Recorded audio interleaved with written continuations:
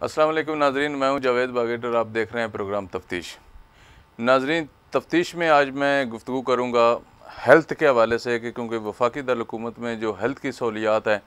वो किस तरह की हैं और जो आम शहरी है उनको अस्पतालों में किस तरह ट्रीट किया जा रहा है। नाजरीन, जो भी हुकूमत आती है उसकी यही कोशिश होती है वो किसी न किसी तरह से अवाम में अपनी मकबूलियत को बढ़ाएँ और अवाम में ये तासर देने की कोशिश की जाती है कि वो आम लोगों के लिए, आम शहरियों के लिए बहुत अच्छे इक़दाम कर रहे हैं। आम शहरी के लिए हेल्थ जैसी सहूलत एक बड़ा जो है कारनामा होता है। अगर हेल्थ में आम शहरी को सहूलियात मुयस्सर हों तो मैं ये समझता हूँ कि एक बड़ी बात होती है। जिस तरह गुज़श्ता हुकूमत ने, जो इससे कबल हुकूमत थी, उसने भी हेल्थ कार्ड के नाम पे एक बड़ा काम किया और उस हेल्थ कार्ड के हवाले से अगर मैं गुफ्तगू करूँ तो उसमें क्या सहूलियात दी गई और किस तरह लोग आज भी ज़लील ख्वार हो रहे हैं कि जो हॉस्पिटल उस पैनल पे रखे गए वो हॉस्पिटल जो बीमारी उनको बताई जाती है, जिससे मुतल्लिक़ उस हॉस्पिटल का नाम दिया जाता है, चाहे वो प्राइवेट हो या कोई सरकारी हॉस्पिटल हो। सरकारी में तो अमूमन लोग जाते नहीं हैं, प्राइवेटों की तरफ ज़्यादा रुख करते हैं। तो प्राइवेट हॉस्पिटल जब वो पूछते हैं कि आपको कौन सा प्रॉब्लम है, तो वो जब बताते हैं कि हमें ये प्रॉब्लम है, तो वो उनको एक ही जवाब मिलता है कि इसका तो हमारे पास डॉक्टर नहीं है, ये तो हम नहीं करते, हम तो कोई दूसरा इलाज करते हैं। लेकिन हेल्थ कार्ड में उस हॉस्पिटल का भी नाम ज़िक्र होता है, उस हॉस्पिटल से सहूलियात का ज़िक्र होता है कि वो इस हॉस्पिटल में भी ये सहूलियात मुयस्सर हैं, लेकिन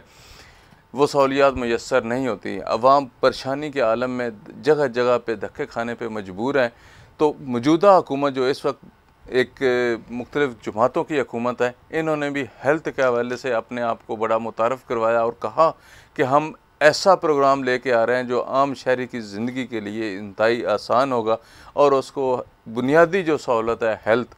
वो मुयस्सर होगी और उसका कोई ख़र्चा नहीं होगा, उसको कोई परेशानी नहीं होगी।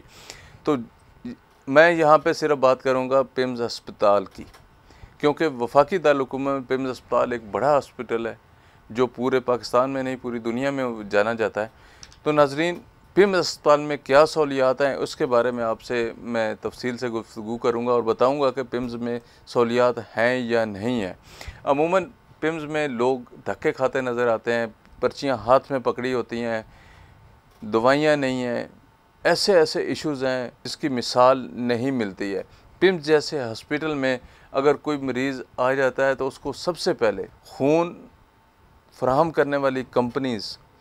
और पिम्स अस्पताल इंतज़ामिया का आपस में क्या गठजोड़ होता है, इस पे भी मैं जो है कुछ गुफ्तगू आपसे करूँगा। लेकिन अभी जो बुनियादी सहूलत है, जब किसी भी वाक़या पे कोई भी इशू हो जाता है, मिसाल देता हूँ मैं कि रोड एक्सीडेंट हो जाता है तो आपको फ़ौरी तौर पे हॉस्पिटल मुंतकिल किया जाता है एमरजेंसी में तो वो सहूलतें फ़राहम करने की कोशिश की जा रही है। वहाँ पे सारे टेस्ट भी हो जाते हैं, वहाँ पे दवाइयाँ भी फ्री मिलती हैं, वहाँ पे इंटरटेन भी किया जाता है कुछ थोड़े टाइम के लिए। लेकिन उसके बाद जब मरीज़ को शिफ्ट कर दिया जाता है वार्ड में, अगर उसका ज़्यादा कोई इशू हो या ज़्यादा सीरियस हो, तो जब वार्ड में शिफ्ट कर दिया जाता है तो वहाँ पे ये जो प्राइवेट हॉस्पिटल के कंपनीज़ हैं वो वहाँ पे इस तरह इन्वॉल्व हैं जिस तरह वो अस्पताल उन्हीं का है। वहाँ पे हर वार्ड में, चाहे वो सर्जिकल वार्ड हो, चाहे वो मेडिकल वार्ड हो, चाहे वो कोई दूसरा वार्ड हो, लेकिन वो लोग हर तरह के से उसमें इस तरह मुलव्वस होते हैं। अगर ये समझा जाए कि इनके बगैर हॉस्पिटल ही चलना नामुमकिन है तो मेरे ख़्याल में बेजार नहीं होगा। क्योंकि मैं अगर उसमें एक मिसाल कोट करूं कि एक मरीज़ जिसके साथ मुझे भी जाने का इत्तफ़ाक हुआ, वहाँ इमरजेंसी में जाता है, इमरजेंसी में उसके सारे टेस्ट होते हैं, कोई इशू नहीं होता, उसकी फ़ैमिली बड़ी खुश होती है। लेकिन जो ही उसको वार्ड में शिफ्ट किया जाता है एक दिन बाद, तो वार्ड में जाने के बाद सबसे पहले उनको कहा जाता है टेस्टों के हवाले से कि ये टेस्ट हैं, लेकिन ये टेस्ट यहाँ हॉस्पिटल में नहीं होने, आपको ये बाहर लेबॉर्ट्री से करवाने पड़ेंगे और ये जो टीके हैं ये आपको यहाँ से नहीं मिलेंगे, ये फ़लाँ मेडिकल स्टोर से आपको मिलेंगे। तो वो पर्चियाँ उनको दे दी जाती हैं। इवन के खून के नमूने लेके कहा जाता है कि ये टेस्ट भी जो हैं इसकी रिपोर्ट्स भी जो है हॉस्पिटल में नहीं होनी, वो कहीं बाहर से होनी है। तो नाज़रीन, ये वो चीज़ें हैं जो इब्तदाई तौर पे इंसान की ज़रूरत की होती हैं, लेकिन वो क्यों मुयस्सर नहीं है। इतना फ़ंड और इतनी वाह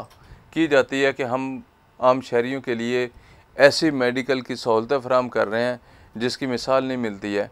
तो ये वो सहूलतें हैं, आप इस पे ख़ुद सोच सकते हैं कि ये क्या सहूलतें हैं और इसको किस तरह से आगे लेके चला जाता है। अब अगर मेडिकल स्टोर अस्पतालों में, सरकारी अस्पतालों में बंद कर दिए गए हैं, या फार्मेसी जो दी हुई थी अस्पतालों में उनको बंद कर दिया गया है, तो उसका क्या आवाम को क्या फ़ायदा हुआ? उसका आवाम को कोई फ़ायदा नहीं हुआ। उसका आवाम का उल्टा यही हुआ कि वो जो अद्वियात हैं वहाँ से अगर मिलती हैं तो चलो महंगी मिलती होंगी, लेकिन फ़ौरी तौर पे मिल तो जाती हैं। अब अद्वियात लेने के लिए बाहर मार्केट में जाना पड़ता है। अगर रात लेट हो जाए तो वो मेडिकल स्टोर्स वगैरह बंद हो जाते हैं, तो वो मिलना मुश्किल हो जाती हैं, जो कि बाज़ दफ़ा ऐसी अद्वियात की ज़रूरत पड़ जाती है जो इंतहाई फ़ौरी तौर पे ज़रूरी होती हैं, लेकिन वो मुयस्सर नहीं है। हुकूमत अगर आवाम को कोई ऐसी सहूलत देने का सोचती है या ऐसी सहूलत देने की कोशिश करती है, तो उसको मुकम्मल सहूलियात फ़राहम करनी चाहिए। सिर्फ़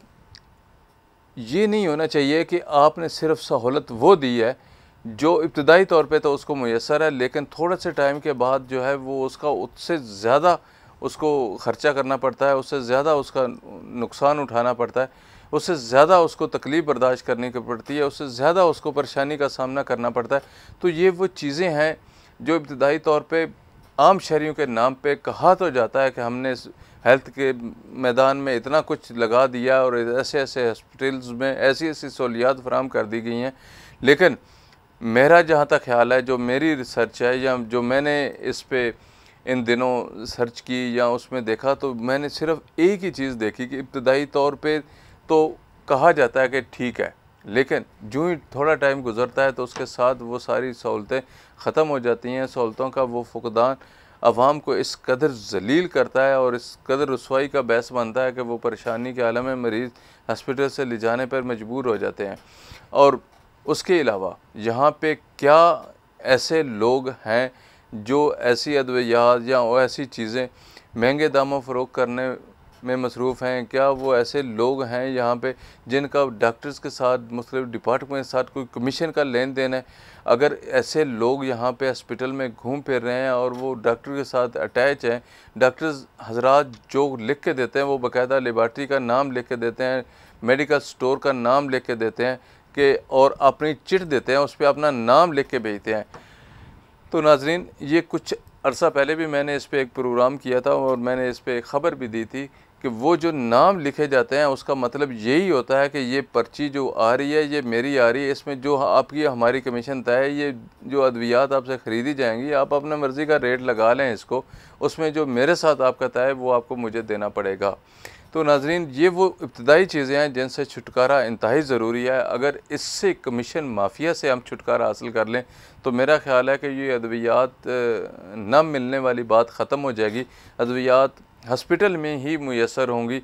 बाहर जाने की ज़रूरत नहीं पड़ेगी। जब ये हुकूमत इतना बड़ा दावा करती है कि तमाम जो सहूलियात हैं वो हॉस्पिटल में मुयस्सर हैं,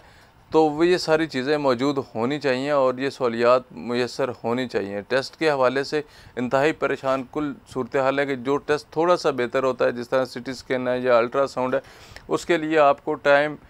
लेना पड़ता है। वो फौरी तौर पे बड़ी सिफारिश की ज़रूरत होती है कि उसके बगैर वो नहीं हो पाता है। अगर आपको बज़ दफ़ा डॉक्टर्स कहते हैं कि इसकी टेस्ट रिपोर्ट जो है सिटी स्कैन या अल्ट्रासाउंड की फ़ौरी रिपोर्ट चाहिए, तो फ़ौरी रिपोर्ट के लिए भी वो लेबार्ट्री जब बाहर की लेबार्ट्री में जाता है तो वो अच्छे खासे पैसे वहाँ पे उसको लगाने पड़ते हैं, और उसी पे भी जिस लेबार्ट्री में भेजा जाता है उसी की रिपोर्ट को एक्सेप्ट किया जाता है। अगर किसी दूसरी लेबार्ट्री से कोई रिपोर्ट आ जाए जो अपने ज़राए से वो चला जाए, तो वो हमेशा डॉक्टर्स जो हैं एक ही बात करते हैं, यार इनकी लेबार्ट्री की रिपोर्ट्स जो है ना वो कुछ बेहतर नहीं है, इनकी मशीनरी अच्छी नहीं है। आप अगर फ़लाँ जगह पे जाते हैं तो वहाँ उनकी मशीनरी अच्छी थी, वहाँ की रिपोर्ट जो है वो ज़्यादा अच्छी आ सकती थी और वाज़े आ सकती थी। आप ऐसा करें कि आप एक दफ़ा वहाँ से भी चेक करा लें ताकि हम दोनों रिपोर्ट्स को जो है आपस में मैच कर लें और मैच करने के बाद जो है बेहतर रिज़ल्ट पे पहुँच सके। तो नाज़रीन, जिनके मरीज़ होते हैं या जिनके लवाहिकीन बीमार होते हैं, उन्हें जिस तरह से भी करना पड़ता है, वो जो कुछ भी घर की कोई चीज़ बेचते हैं या किसी से उधार मांगते हैं, वो हर सूरत वो फ़ौरी तौर पे, ये एक ऐसी चीज़ है जो फ़ौरी तौर पर मुयस्सर करना ज़रूरी होता है। तो वो हर तरह से अपने आप को ज़लील ख्वार करके भी वो रिपोर्ट्स फिर दोबारा करवाने पे मजबूर हो जाते हैं। तो नाज़रीन, डॉक्टर्स की सिर्फ़ बात करने की बात होती है, उसने तो सिर्फ कह देना होता है, उसको नहीं पता कि अगले बंदे की जेब में कुछ है या नहीं है। हमारे यहाँ इस मुल्क की हालत अब देख रहे हैं कि किस तरह से बढ़ रही है और क्या सूरत हाल बनती जा रही है, महंगाई की क्या पोजीशन हो रही है और चीज़ें किस कदर महंगी हो रही हैं। तो अगर यही सूरत हाल रही तो मेरा नहीं ख्याल कि लोग हस्पतालों का रुख करेंगे या घर में ही लोग ये समझेंगे कि कोई देसी नुस्खे दे के गुजारा कर लिया जाए, करने पे मजबूर हो जाएंगे जिससे उनको पैसे आएँ, और वो गलत रास्ता होगा। अगर आपने अपने मुल्क को बचाना है, अपने इदारों को ठीक करना है, तो हमें हमेशा सही रास्ते पे चलने की तलकीन के साथ साथ सही सहूलियात भी फराहम करना इंतहाई ज़रूरी है। तो नाज़रीन, ये वो बात थी जो मैंने आपसे शेयर करनी थी कि पिम्स हॉस्पिटल में भी इस वक्त सहूलतों का इंतहाई फुकदान है। वो सहूलतें जो टाइम पे मुयस्सर होनी चाहिए थी वो नहीं है, और उसके अलावा डॉक्टर्स का मुख्तलिफ़ लेबार्ट्रीज़ और मेडिकल स्टोर से जो गठजोड़ है उसकी भी एक मिसाल है, वो भी ख़त्म होना चाहिए। जो डॉक्टर्स पर्ची पे अपना नाम लिख के देते हैं अद्वियात के साथ और मेंशन करते हैं कि फ़लाँ जगह से ये मिलेगी, उसके अलावा नहीं मिलेगी। तो नाज़रीन, ये वो चीज़ें हैं जो आला हुकाम के नोटिस में लाना ज़रूरी हैं। जो ख़ास करके मैं पिम्स की बात करूँ तो पिम्स में भी ये इश्यूज़ मौजूद हैं, इस पे ख़ुसूसी तवज्जो की ज़रूरत है। तो नाज़रीन, इस तरह की वीडियोज़ के लिए आप हमारा चैनल ज़रूर सब्सक्राइब कीजिएगा। बहुत शुक्रिया।